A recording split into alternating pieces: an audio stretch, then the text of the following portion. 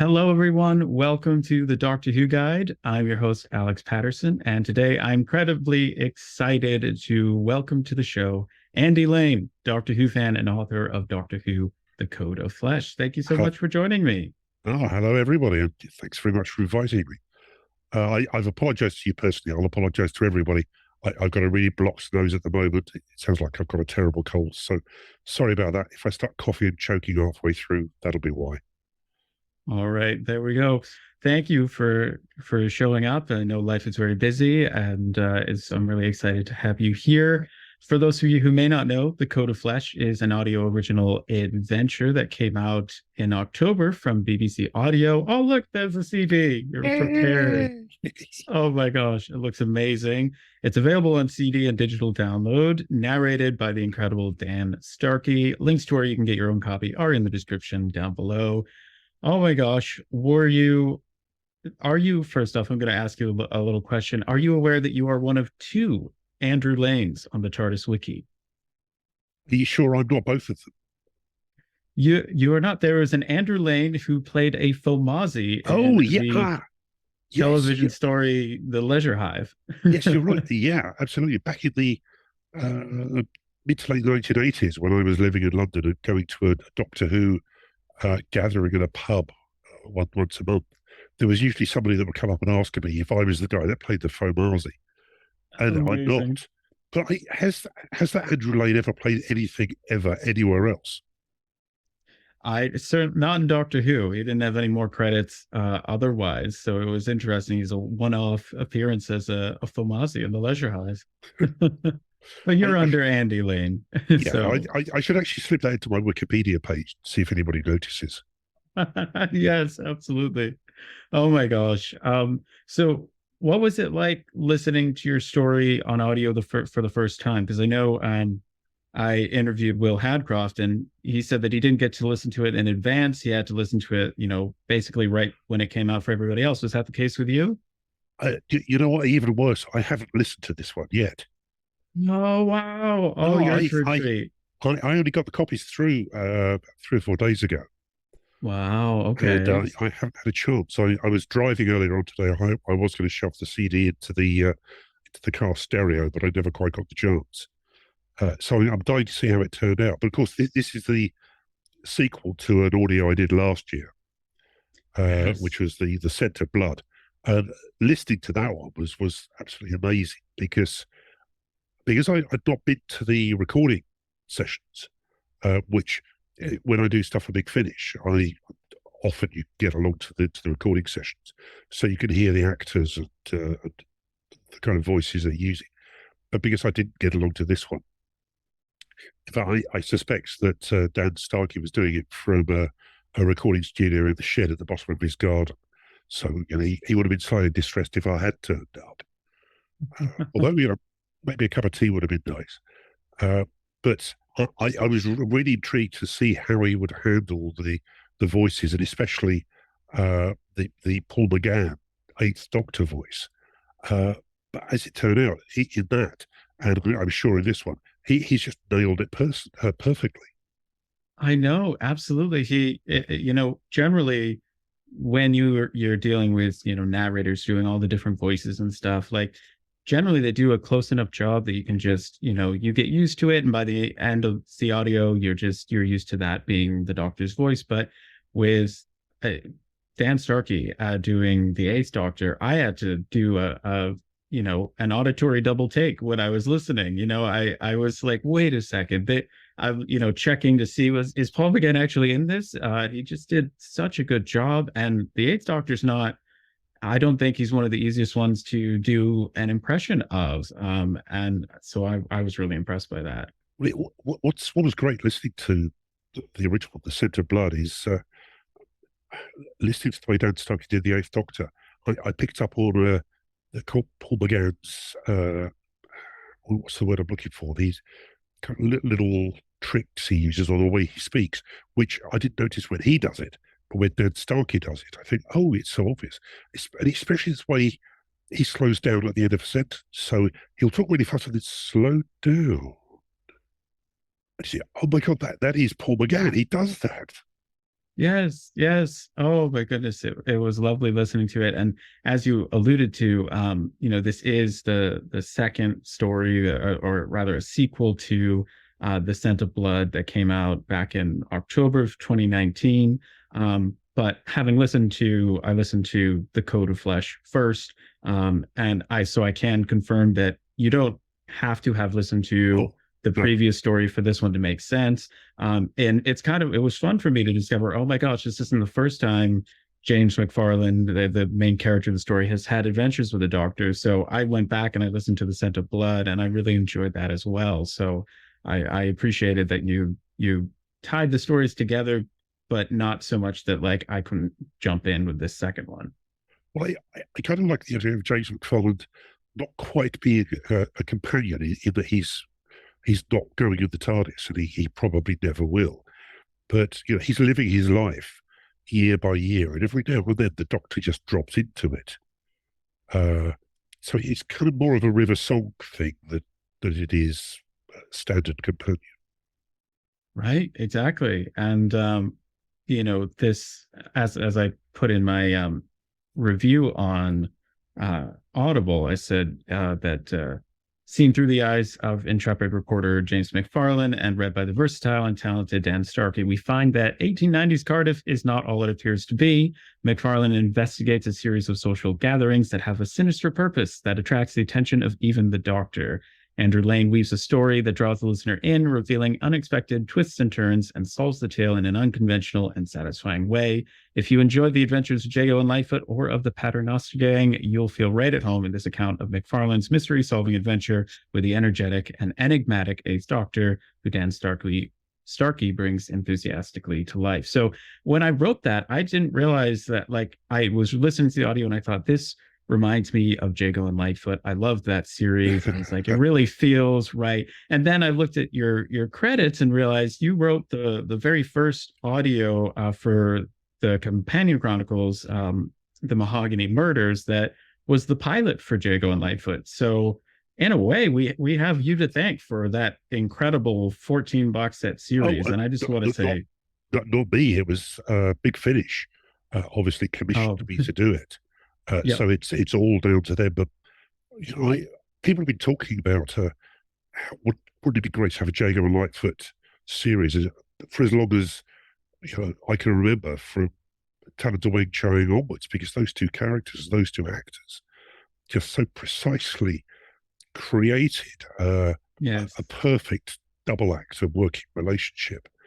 And uh, I kind of felt honoured that the Big Finish got in touch with me and said, "Look, we've been thinking about this for a long, long time. Do you think you could do it?" So I thought, you know what? Yes, because I could hear their voices in my head, yes. and it was such an incredible experience. And I did actually go along to the recording sessions, and so I met Christopher Benjamin and Trevor Baxter, and they were both lovely, lovely guys. And just listening to them in the green room talking about their experiences and their lives, I got very fanny and very geeky, and I was trying to explain to Trevor Baxter my theories about Lightfoot's past in China and things that had happened to him. And after about 5 minutes of me downloading all of that, Christopher Benjamin just leant across and patted Trevor Baxter on the knee and said, "He's giving you notes, dear boy," which I thought, oh, bless the two of them. But no, the fact that it's continued on, I think, is less to do with me and more to do with the two of them, the way they could bounce off of each other brilliantly. What an incredible double act. I mean, just iconic. And you're right, the way that they just inhabited those characters and the great friendship that they have off screen. It just obviously is just comes right through in both of those characters. And Big Finish obviously choosing to just to run with the good thing that they had. But I was grateful for what you've done to contribute to the Jago and Lightfoot universe, and I definitely saw that you were very much at home in that setting of the the 1800s and giving mysteries for people to solve. And what's interesting with Jago Lightfoot is that they don't have the Doctor to bail them out at any point during the story. So you really do need to have the characters at home in the mysteries that are happening around them. And speaking of mysteries, at one point there's a name drop of the Doctor has read one of James McFarlane's articles or stories from the future, and James McFarlane's like, "Wait, I haven't written that yet," and the Doctor's like, "Oh, don't mind me." And he mentions the scandal of the Non-Parai Club, which I did a little Googling and found that that is an untold story from that Dr. Watson mentions in one of the Sherlock Holmes novels. Is that Yes, correct? absolutely. And I don't know whether you're aware or not, but outside the world of Doctor Who, I've also done a series of 8 young Sherlock Holmes novels for mid-grade young adults. Uh, again, very much Victorian mysteries and lots of excitement. But because it's young Sherlock Holmes, it means I could just slip in these references to odd cases. That's the thing about Conan Doyle. He'd actually write about a case where a racehorse is stolen, but then he'd mention the curious affair of the Red Leech or the giant rat of Sumatra. And you think, no, that's the case I want. I don't want the stolen racecourse. I want the giant rat. Yes, yes. And what I love about Big Finish is that they come in and in Doctor Who, they can just take these references and make adventures for them. Like, the assembled horns of Genghis Khan couldn't get through those doors. Trust me, they've tried. And Big Finish will just take something like that and be like, all right, well, let's run with that. Let's write a story for that. So I was listening because I've listened to it now 2 or 3 times. And I was looking for references. Another one that I found was the Doctor goes by a code name of Ivor Pwy. And if I'm correct, in Welsh, Ivor means Lord, and Pwy can mean who. So is that correct? Am I close? I did a kind of Google translate from English into Welsh for Doctor Who, and it gave me that. So whether it's Doctor or Lord, I guess it's one of those things where you translate it reverse, and it comes back something else. Right. But that's just a reference all the way back to, is it the Highlanders, where Patrick Troughton's Doctor calls himself the German for Doctor Who. I think it's in the War Games. He signs Dr. Von Rehr or something like that. Yes.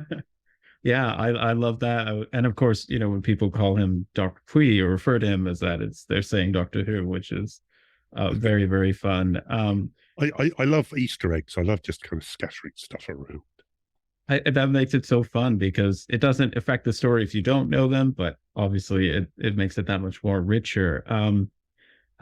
The secondary respiratory system was also mentioned at one point, and I see that as a reference to like Terror of the Zygons when the Doctor uses that and it comes in handy. So I love that. And then certain things that like aren't references, but certain lines. He said at one point the Doctor smiled, and it was as if a stray ray of sunshine had entered McFarlane's room. Little lines like that just really I loved, and they stood out to me, and just I appreciated them because it just made you feel all warm and fuzzy on the inside. It was just lovely. Oh, thank you for that. You're probably aware that years ago I wrote or co-wrote with Justin Richards a BBC novel with the Eighth Doctor in. It was one of the early Eighth Doctor novels. Is it the Banquo Legacy? The Banquo Legacy. Yes, that's the one. And Justin and I sat down and we tried to think about what is the Eighth Doctor's personality? How do you capture that? What's the core thing you describe? And what it occurred to us was that he has this kind of searchlight attention that if he's concentrating on you, it's like you've got a bright light shone on you. But then he moves on and the attention is gone. It's pointed over there. and that's the kind of mercurial quality that I wanted to capture. I mean, I think probably less so on television, but certainly through a Big Finish, the Eighth Doctor has gone through a lot of changes. He's not the same later as he is earlier. And so what I'm trying to do is capture the early Eighth Doctor, that kind of Byronic, running around, mercurial, always, grasshopper mind, go from one thing to another to another. I definitely think you did a good job of bringing that through because I was definitely, it felt like this was closer to, you kind of have two ends of the Eighth Doctor. You've got the TV movie Eighth Doctor, and then you have the Night of the Doctor Eighth Doctor, and he's very different by the time he comes to, having newly regenerated to post regeneration. So I think that you did a great job capturing his energy. Oh, thank you. I Um, mean, who knows? Depending on how many of these I write. So I don't know whether you know I'm writing the third one now. that's so cool. Yes, I know. We can talk about that in a minute. Uh, Yes, but on the one hand, I can have McFarlane, changing. So every couple of years, he bumps into the Doctor somewhere. But I can also have the Doctor, the Eighth Doctor, changing gradually from the Byronic Doctor of the TV movie towards heading towards the War Doctor. And I don't know if you noticed at the end of the Code of Flesh, there is a little bit of a hint of the idea that the Time War is heading towards the Doctor, and he knows it. yes, yes. And of course, we see in his outfit on the cover art that he's closer to the Time War than not. And I always appreciate the extra work that authors have to put in with the Ace Doctor because you don't have, to get to know him because you don't have tons and tons of episodes to go back and watch. And really the people who all of the writers who wrote the Eighth Doctor Adventures novels or the Eighth Doctor Adventures audios and the Big Finish have had to like kind of collectively work together to create the Doctor, the Eighth Doctor, as well as what Paul McGann so wonderfully gave us in a short amount of time on screen. But so I have respect for how you've taken on his character, and as you mentioned, the Scent of Blood is kind of the first of these three audios. First with James McFarlane and the Doctor, and then the Code of Flesh is the second one. And so I was going to ask you, it's because both leave it rather open-ended and clear that there's possibility of another story.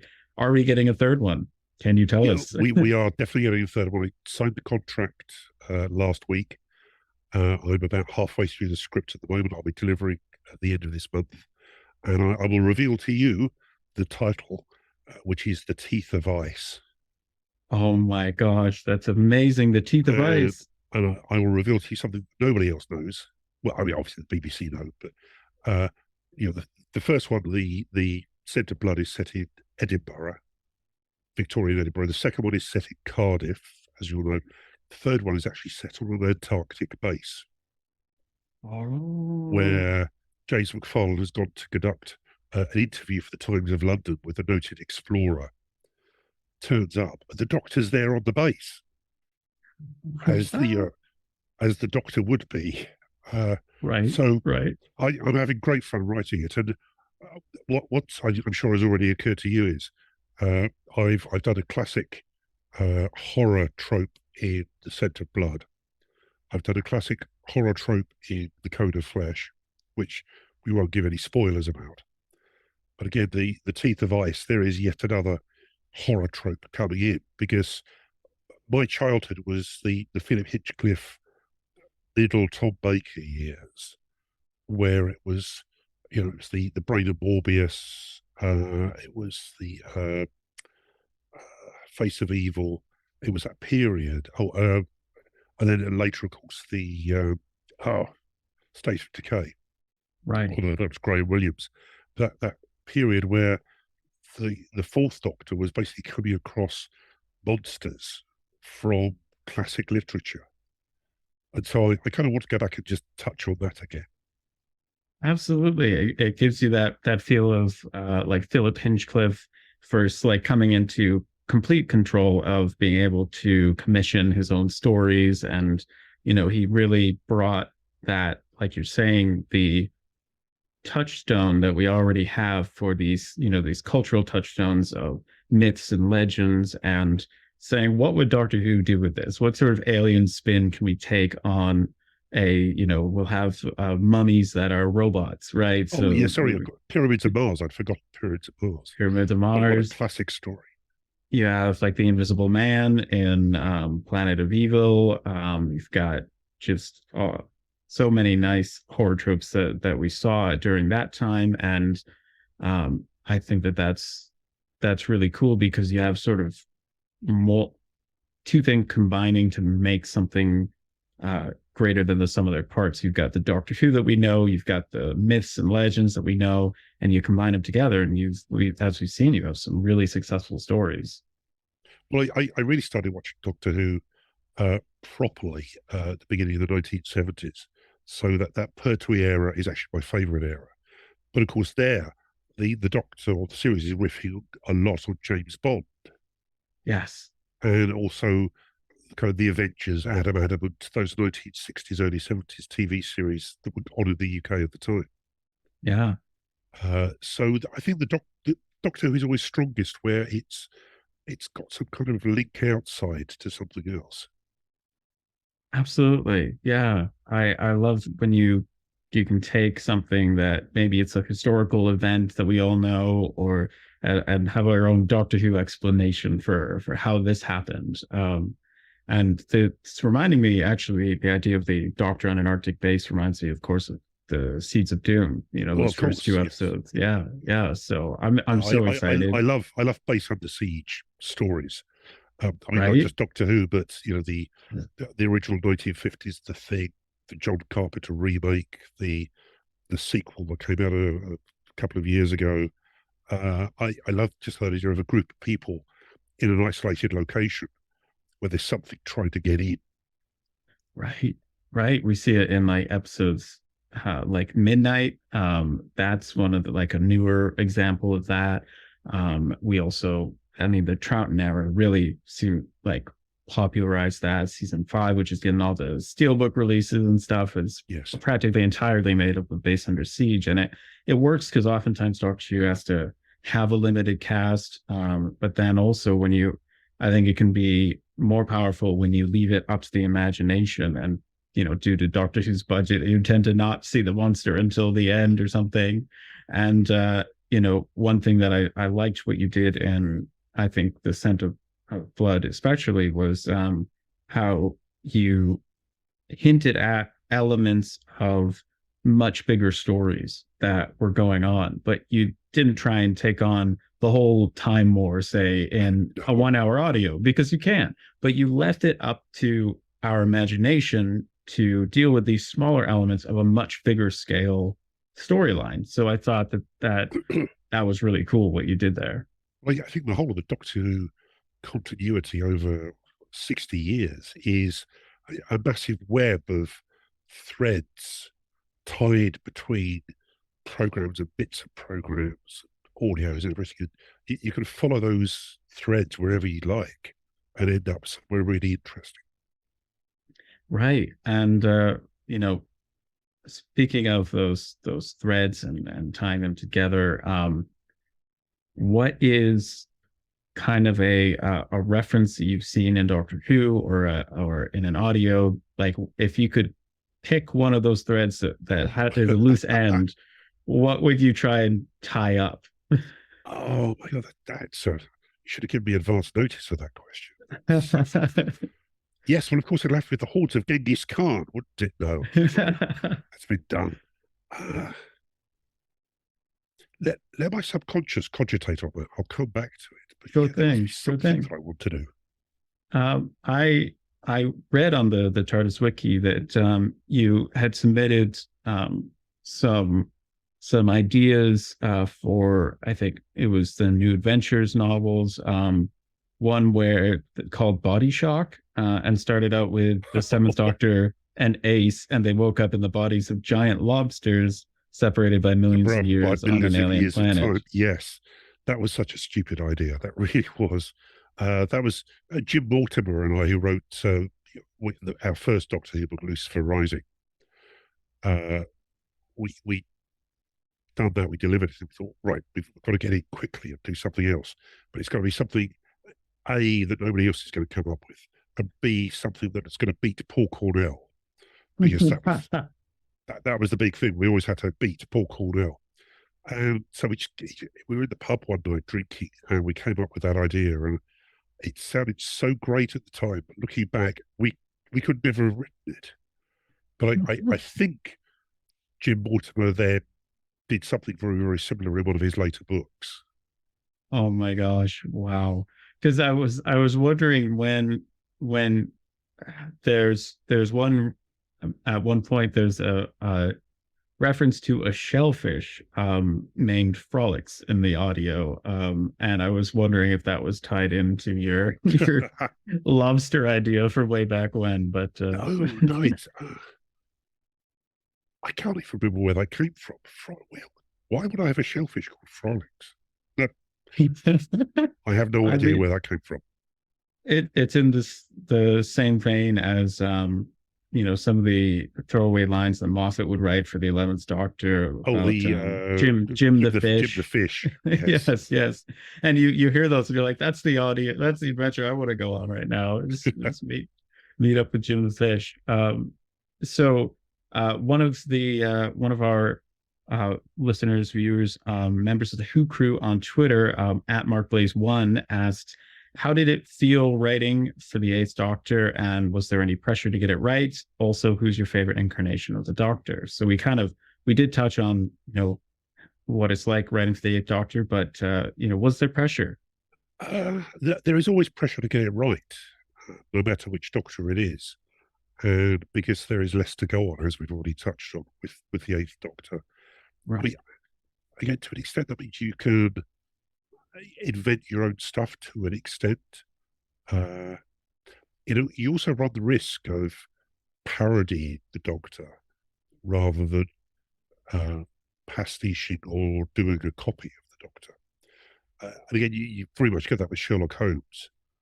If you're not careful, you could slip into the Conan Doyle. It was the winter of 1885. I recall when fog was clawing at the windows of Baker Street. No, you've got to pull yourself back from that a little bit. So, yes, I wanted to get it right, but I'd like to think I've got a handle on the Eighth Doctor, or certainly the early Eighth Doctor.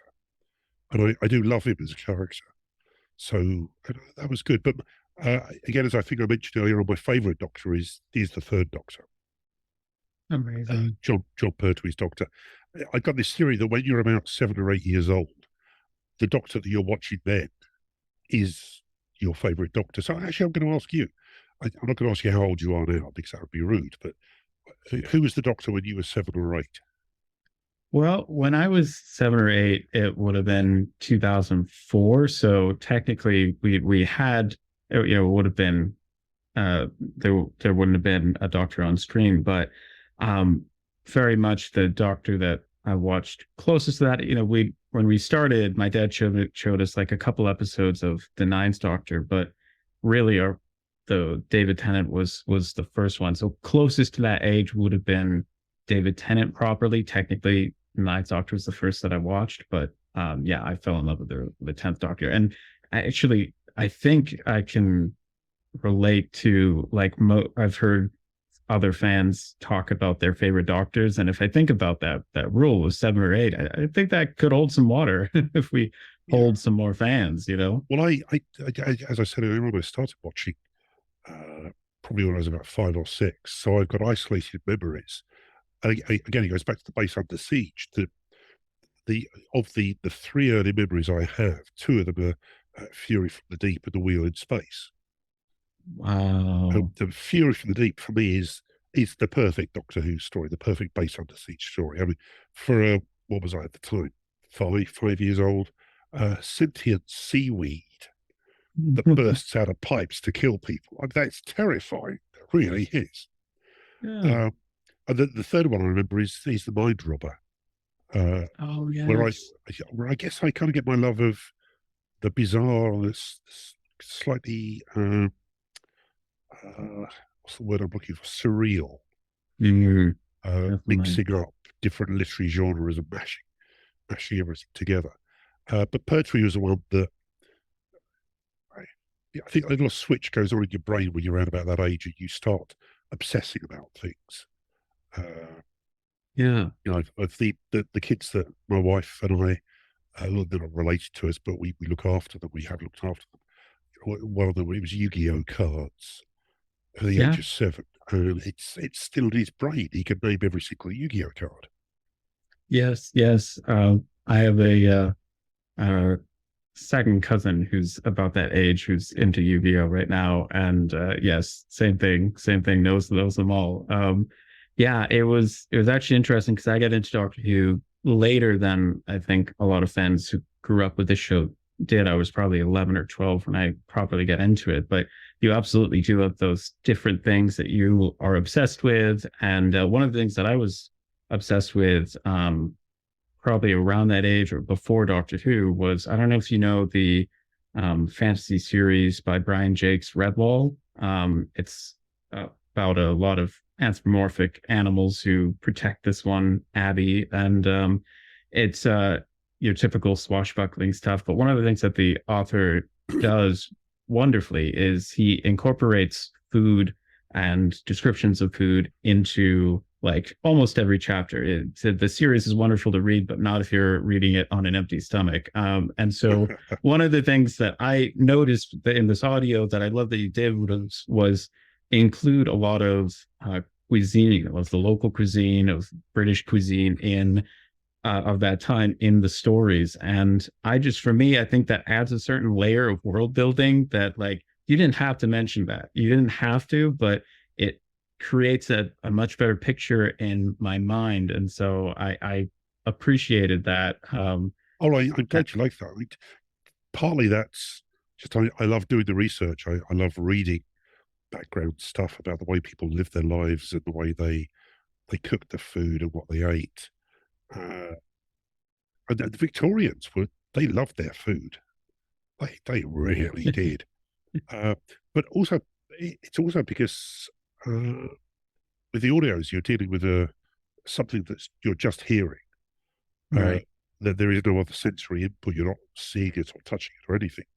So if I can riff on other senses while you're listening to it, if I can make you almost taste the mock turtle soup or whatever it is that they're eating.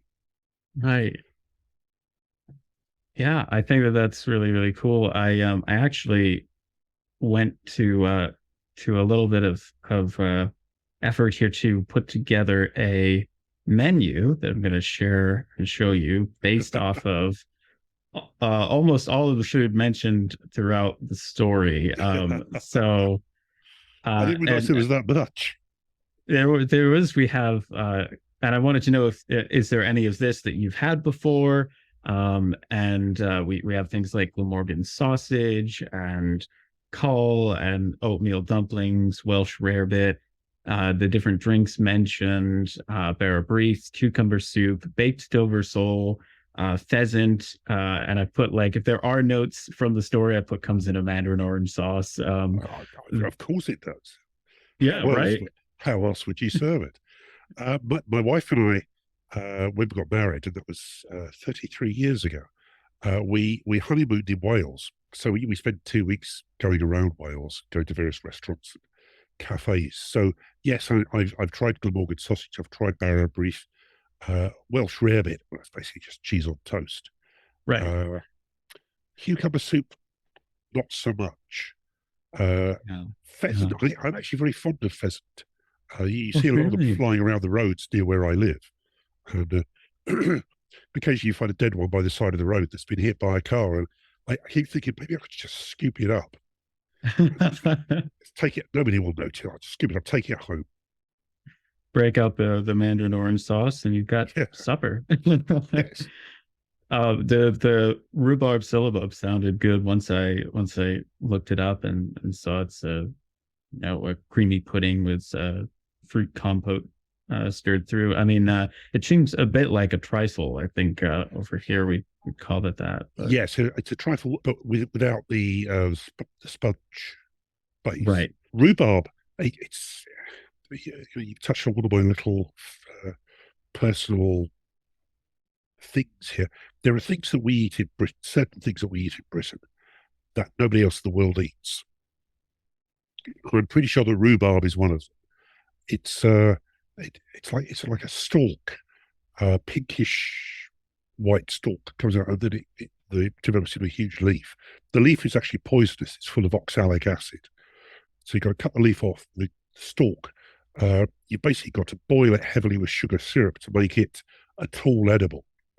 And I'm pretty sure a lot of the cuisine we have in Britain developed during the Second World War, where the food imports to Britain were cut off because of the German, U-boats, destroyers cutting off our supply lines. So we had to resort to eating stuff like rhubarb or watercress, which is a vegetable. It's a thing that grows along the side of riverbanks and canals. Brussels sprouts, which are like very small, very tight cabbages that we have with, especially Christmas meals with turkey. Who else in the world eats Brussels sprouts? Nobody apart from us. That's wild. That's wild. I have, and I think that those definitely have become a little bit more popular, certainly from when they were first invented there. I have had rhubarb. Strawberry rhubarb pie is probably the only form in which I've had rhubarb. Yeah, Brussels sprouts. I don't like to eat there's a fair amount of vegetables that I don't like to eat, but broccoli and Brussels sprouts are two that I'm fine with, that I enjoy, and they're the most like stereotypically hated by. But yeah, I just love. I felt like this added a lot of richness to the story. And so I put together my own little menu. I didn't know what to put for prices, but I figured we could workshop that later once you've started doing a little restaurant. Half a shilling. Whose Books asks, what do you think of the TV movie that starred Paul McGann? I'd love to know this as an American. I watched the TV movie when it was first transmitted, and that was with a lot of the old Doctor Who New Adventures of writers. So Peter Angelides, Craig Hinton, Justin Richards. We were all in my flat at the time watching it, and a lot of it I liked. I loved the fact they'd gone with Sylvester McCoy and made him such an important part of that. Yes. Because they didn't have to. No. That broadened his character out quite a bit, and I loved that kind of, as we've said, that mercurial grasshopper thing with the Doctor of always moving on. And Eric Roberts as the Master was just incredible. Yes. The plot, New Year's Eve, clocks, everything. I could have gone without that, but. Well, what I'll say is that it's by far not perfect, and was unfortunately not, it wasn't successful in launching a TV series for the Eighth Doctor as was hoped that it would.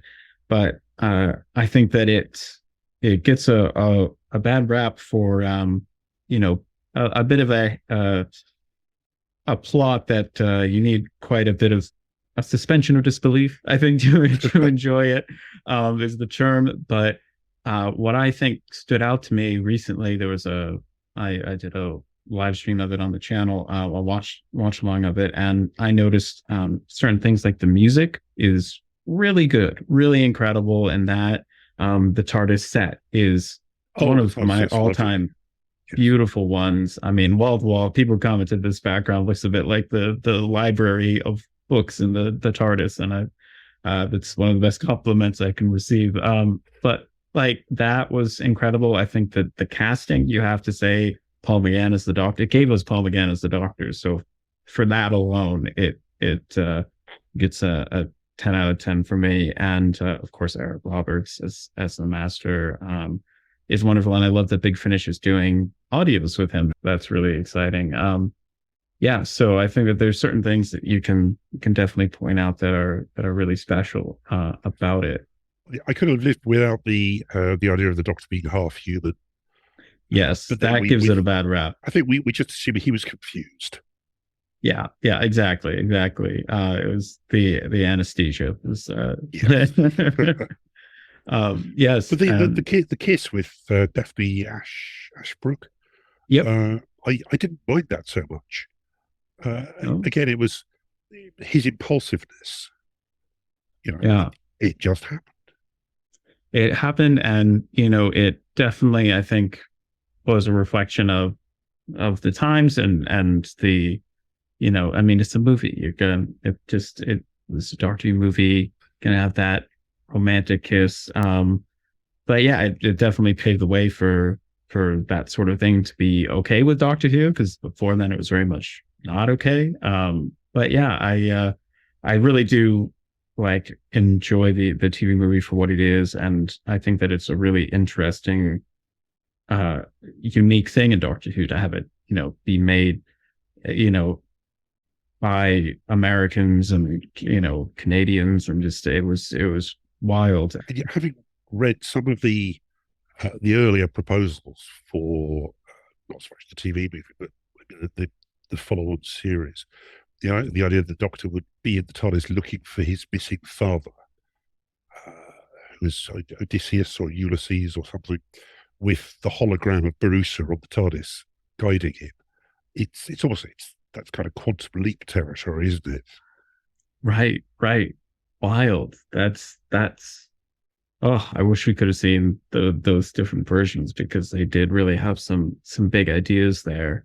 Um, is there we know you've written for the seventh Doctor, the eighth Doctor, the first Doctor. Is there a Doctor that you haven't written for yet that you would really enjoy writing for? I've done the first Doctor. I've done a little bit on the second Doctor for Big Finish as one of the Companion Chronicles.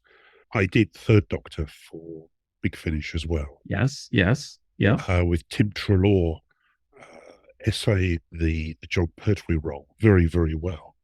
Mm-hmm. So that was great fun. I had the privilege of being there while they were recording it.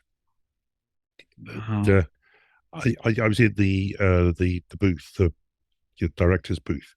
Um, so there's a big kind of glass window, and then you got the booths beyond it where the actors were. So you got Tim Treloar in one, you got Katie Manning in another, and there was in my script. It seemed like a great idea at the time. I had these giant eels uh, that get released at some stage by the Doctor to wreak havoc on the space station. And as you probably know, John Pertwee had a bit of a lisp, Mm-hmm. which Tim Treloar picked up very well. So at one stage, I'd written the line in the script with the Doctor says, "Release the eels, Joe," which sounds like a perfectly innocuous line when you write it. When you have an actor pretending to have a lisp reading it out, to "Release the eels, Joe," and Katie Manning just started laughing hysterically. When she just slumped down in the recording booth, she kind of just vanished out of sight, laughing at that. And that's one of my favourite ever memories of attending a recording session. But the fourth Doctor, Tom Baker's Doctor, I've not really done very much with his Doctor. I would like to. Yeah, I mean, obviously, so iconic. That's I have to ask, are the Big Finish lunches as amazing as their reputation that precedes them is? No, they are over exaggerated. Aha. It's quiche and sausage rolls, I'm afraid, Okay. or at least Okay. it was when I was there. Maybe after I left, they brought out the caviar and the mock turtle soup and the pheasant with mandarin orange sauce. Okay. Well, But we'll that have to wasn't there when see. I was there. All right. So that's good to know. Good to know. Oh my gosh. Um, I want to, just because I'm sure it's been on the top of your mind and my mind. But so, have you seen the latest Doctor Who episode, The Power of the Doctor? Yes, I have. Okay. We watched it live with me, my wife, and the family. Including my son, my actual biological son, as opposed to all the ones we've just drifted in over the years. He's 22, and I remember we watched the Eccleston to Tennant regeneration. Actually, in my parents' house in London, which is where I'd seen every single previous regeneration. So that was a lovely scene. And then watching the regeneration again with him here, that was really nice. Kind of family continuity. It's really good. No, I thought it was a really good show. I really enjoyed it. It's lovely, lovely touches. Maybe went a little bit too fast. So I'm not entirely clear what the Daleks were up to, but apart from that, Yes, yes. And I will say, just because I want to ask you specifically about certain things that for anybody who's watching this interview who has not seen the episode, we're going to spoil it. So just beware of that. But yeah, I mean, I don't know how you haven't if you haven't seen the episode yet, then you've most likely had it spoiled for you. Unfortunately, at this point, everything's out there on the internet now. But yeah, I loved it. I got to watch it with my family when it aired. I mean, it came out in the US. It came out on BBC America at 8 p.m. So it would have been, let's see now, 5 more hours after that. It would have been 1 in the morning the next day for the UK at that point. So you all get to see it, several hours before I did. But I watched it when was available to watch on in the US live, and it was really special, as you say, to have these shared moments where like I remember watching the 10th Doctor to the 11th Doctor regeneration with my family. I'm sure we watched the 9 into 10, but I'm not sure that I don't remember that. But Matt Smith into Peter Capaldi into Jodie. Really, really wonderful. I expected, based on what I've known of Chris Chibnall's specials and finales, that there would be a lot going on and a lot that would go wrong, very, very wrong quickly, and then be fixed very quickly. So I was expecting that. What I wasn't expecting was all of the classic references, the cameos, yes, all of that. I knew that when they shared the trailer and also had Doctor Who magazine promoting it, and they revealed that there was the Master back, the Cybermen back, the Daleks back, Ace was going to be there, Tegan was going to be there. I thought, what on earth, if they're giving away this much, what are they hiding? And I had no idea when watching it, but they had so much up their sleeves. And for me, the highlight was seeing William Russell as Ian Chesterton. Oh my God, that was incredible. I squeaked. I know. I was, I mean, when that was just incredible. And I showed my sister the episode the next day because she had something else she couldn't be with us to watch it. And I really had to, resist the urge to pause the episode at like 10 different points and explain every little reference. She did recognize most of the people there, and I was able to fill her in on like that's Ian Chesterton. He's, 97 years old to be back on the set of a show that was 59 years ago you were in. Absolutely. And I think he now has the record of being the actor who's played the same part so far apart. Definitely has to be, because Sarah Jane Elizabeth Sladen started later than he and came back earlier than he did. So I think that record, even though I think that Tegan technically broke Elizabeth Sladen's record between, if you look at 1981 to 2022, I think that breaks the record, or 1984 when she left. I don't know whether people do it by their first episode or last, but in any case, William Russell there, seeing Melanie Bush, and of course, we had Yaz and Dan, and Graham back was unexpected, yes, and really nice.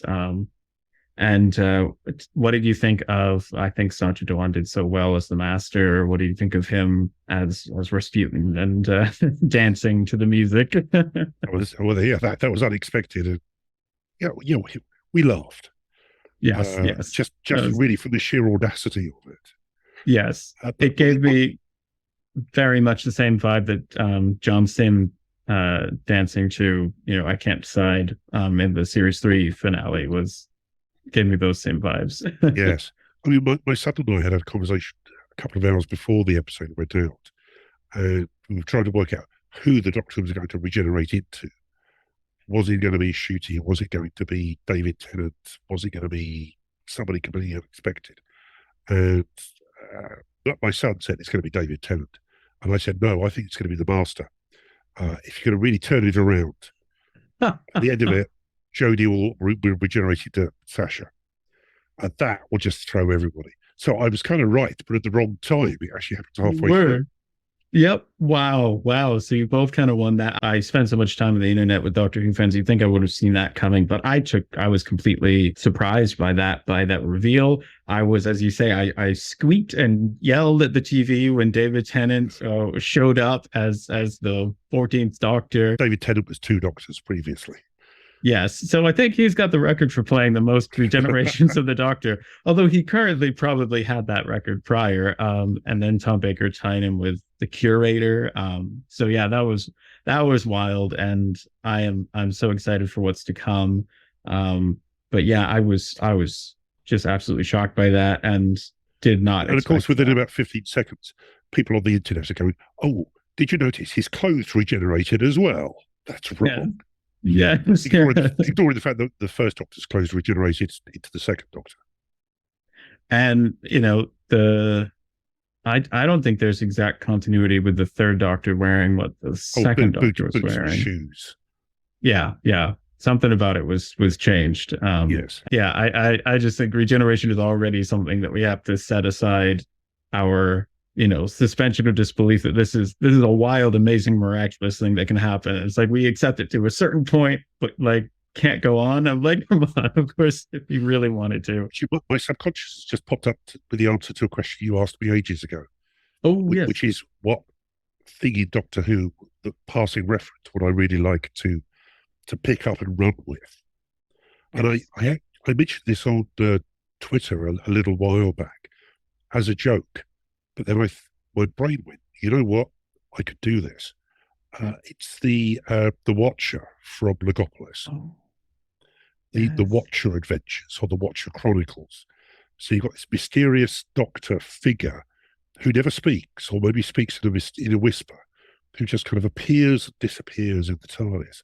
But it's all focused around his companions, and they never know who he is, or where he's going to be, or what he's doing, or what his motives are. Mm-hmm.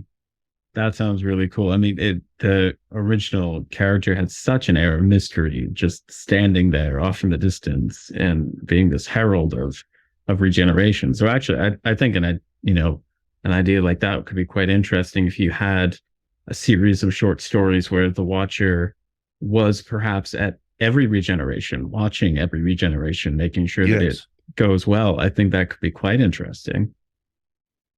And I always wondered why we only saw the Watcher then and not at any other regenerations. We never had that in between state, right?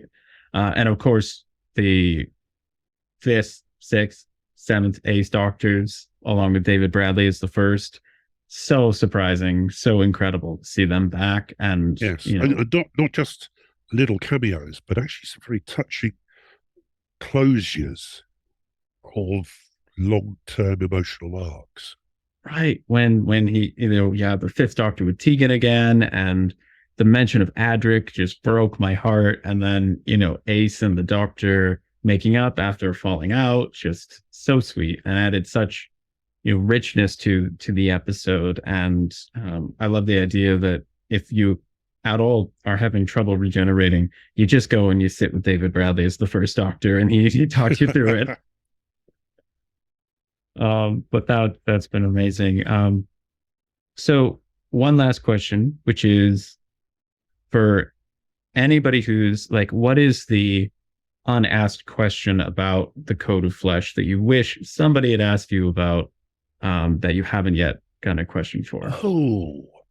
It's difficult to actually come up with an unasked question that does give away spoilers.